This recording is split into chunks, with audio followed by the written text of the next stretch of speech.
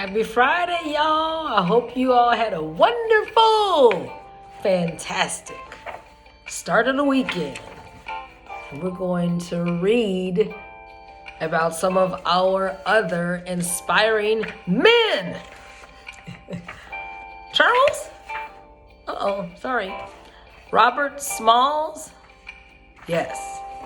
Robert Smalls. Robert Smalls. Born enslaved in South Carolina, Robert was the son of a black woman and a white man.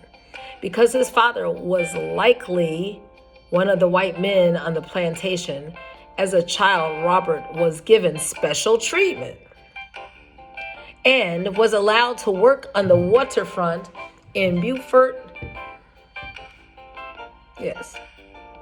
California, South Carolina.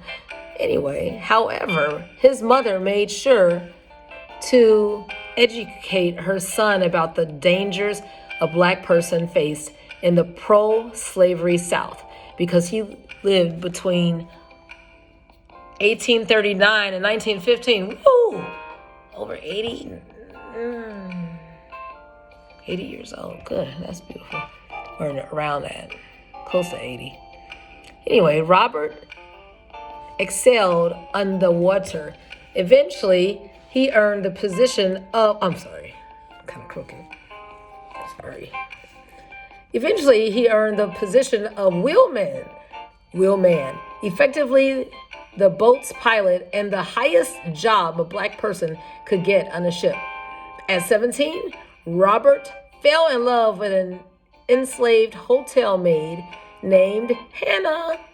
He wanted to purchase her freedom, but would never be able to make enough money. To stay together, they needed to escape. Because he had been sailing for many years when the Civil War began, Robert knew the Charleston waterways well. In 1862, while working aboard the Planter, transporting weapons and supplies for the Confederate Army, he saw his opportunity to make an escape. When the white officers left the boat for the night, Robert put on a big hat and gloves so that soldiers would think he was a captain. Quietly, the black crew picked up their families and some other enslaved people and set sail north, carefully navigating past the Confederate forts. When they reached the Union blockade, they flew a white flag and Robert surrendered the ship, along with all the Confederate supplies on board. Robert became a national hero. Can you believe this? Ingenious. And he was a celebrity. He even met with Abraham Lincoln and recruited for the Union Navy and Army until the end of the war. Afterwards, he didn't stop fighting. He moved back to South Carolina, opened a school, and started a newspaper for black people. His record as a war hero helped him become a delegate at the post-war Constitutional Convention in South Carolina. And in 1874, he was elected to the U.S. House of Representatives. Robert was a daring and determined man who fought for his country, his people, and his freedom. Isn't that inspiring? Seaman and also congressman. Outstanding.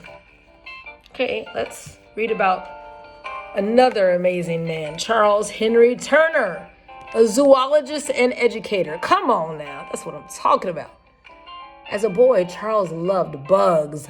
He would spend his days either outside, observing insects and animals, or indoors reading from his parents' massive library.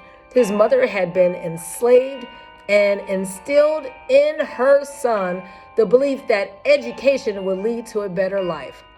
Charles graduated from high school in his class as valedictorian and studied biology in college. Come on. This is wonderful. At the University of Cincinnati, he published studies on birds' brains, and invertebrates, becoming the first African American to publish in Science Journal and the Journal of Animal Behavior. Later, he was the first Black person to get a PhD in zoology at the University of Chicago. Charles Henry Turner. Yeah, I've heard of him.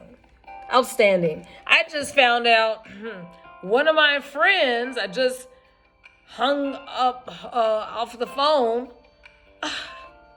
He is one of the vice presidents of a department at University of Chicago. That's what I'm talking about. And even though there was a storied past as far as African Americans, that connection, the Lord ascended him. Oh, I'm sorry. I'm thinking I'm preaching. But anyway, that's the truth. Favor was upon his life. Just like for Charles Henry Turner. I'm not ashamed. Thank you. God blessed him. All right.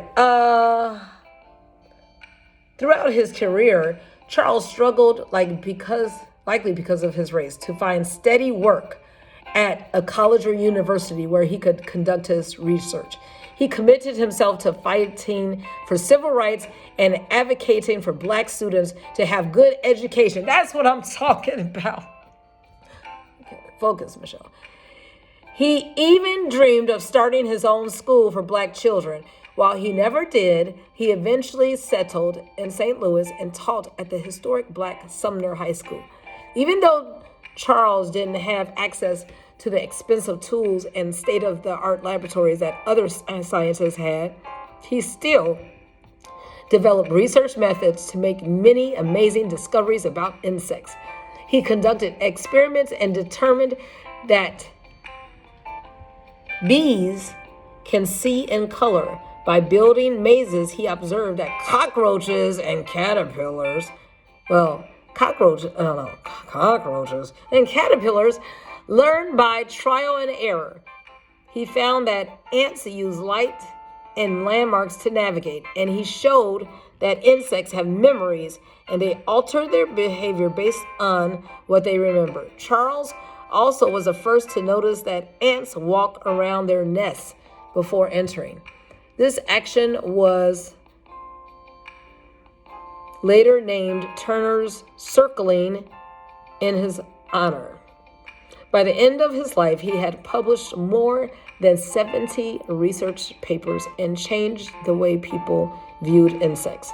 Charles valued hard work and knowledge, a pioneer of comparative research.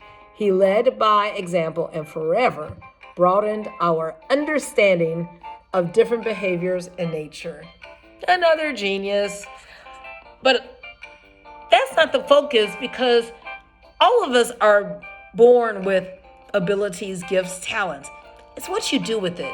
So it's the effort and the rigor that makes the difference. Applying the understanding. Yeah, that's wisdom. And we'll see results like that. Yeah, all of our kids are, gifted and genius, but they have to develop that muscle of going past. Ooh, studying. Ooh.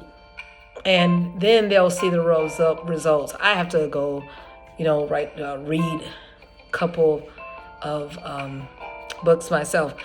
But I remember, I'll never forget, my son said, going to college, he said, he was saying he wasn't really fully prepared because he didn't think high school and elementary school really, I won't say prepared, but he didn't do his end of the work as far as really developing and, he had the knowledge, but putting into practice those study skills on a regular basis. He just thought, and he would do that a lot, just appear and take the test. And so many kids do that. But you have to develop that so that when you get to college, you can, go into STEM and those hard subjects. All right. Enjoy the evening. Work hard.